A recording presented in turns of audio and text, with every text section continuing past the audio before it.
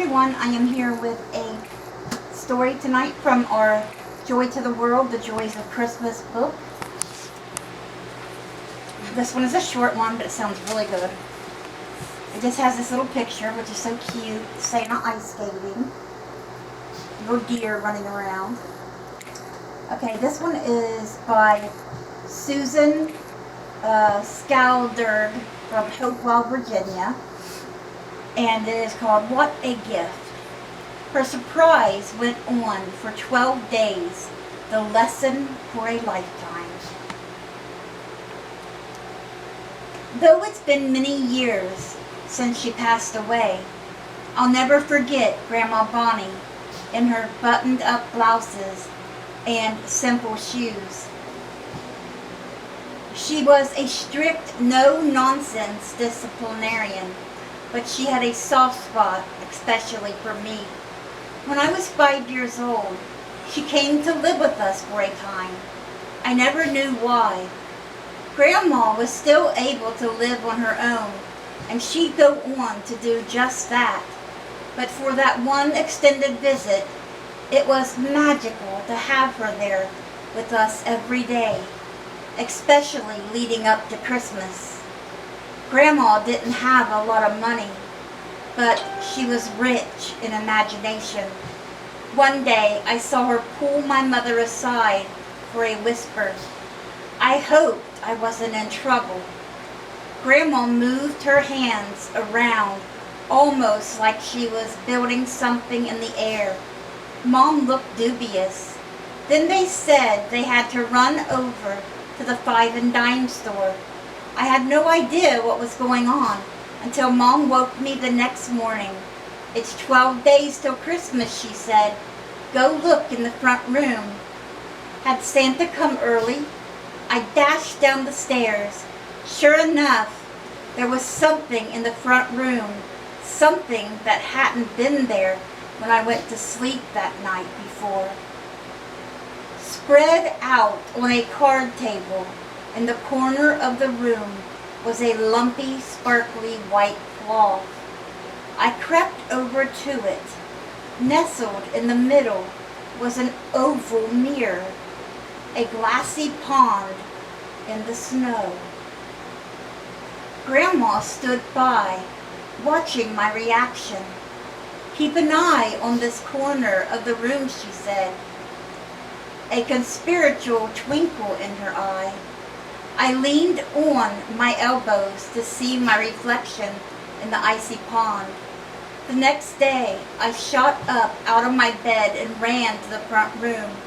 Bristly green fir trees stood in the snow. Tiny skaters appeared next. Each morning held a new surprise, a new addition to the winter scene. My favorites were the reindeer. I played with them for hours and still remember the texture of their embossed plastic fur as I clip-clopped them across the card table. On Christmas morning, the 12th day, I didn't give a thought to the presents under the tree. I made a beeline for the card table. Grandma had slightly rearranged the scene to accommodate her final touch. Baby Jesus in a manger, a smiling Santa looking on. I like to picture my stern grandmother hunched over that card table, creating the miniature scene for my delight. Christmas magic didn't come from a pocketbook or from stacks of presents under the tree, and that lesson has been invaluable to me. Do you guys like that one? I tell you guys, it's the little things in life. Okay, so let's stop there. That's that story. Okay. And now I'll read The Circle of Kindness. There's 3 of them tonight. What's wrong? No, what's wrong? You want to go see Santa? I need to take Sherm to see Santa this year. To get his picture. Yes. Why? Why? You're never too old. Right? No. No, you're not.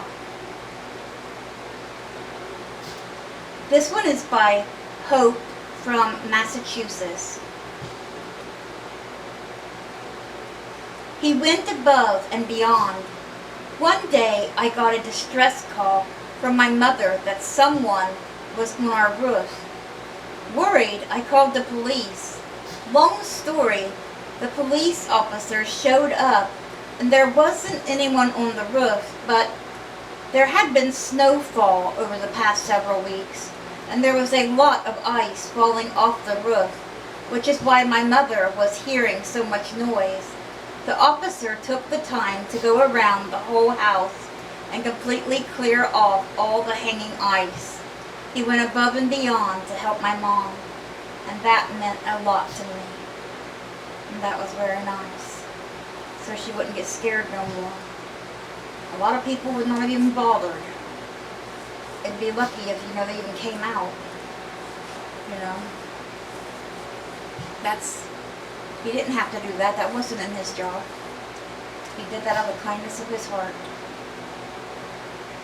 And God bless him for that.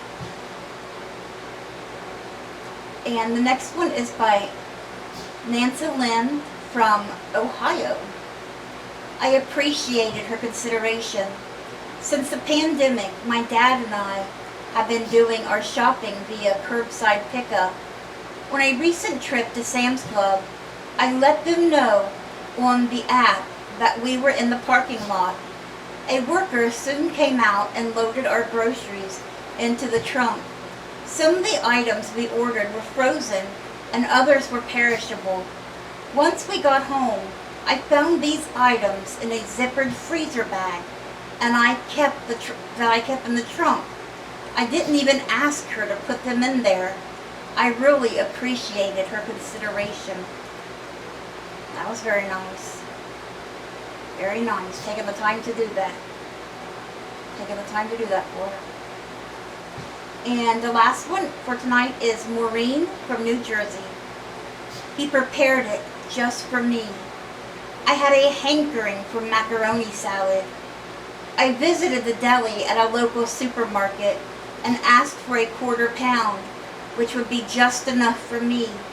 I was told that the deli salads were all pre-packaged in 1 pound containers. That's okay.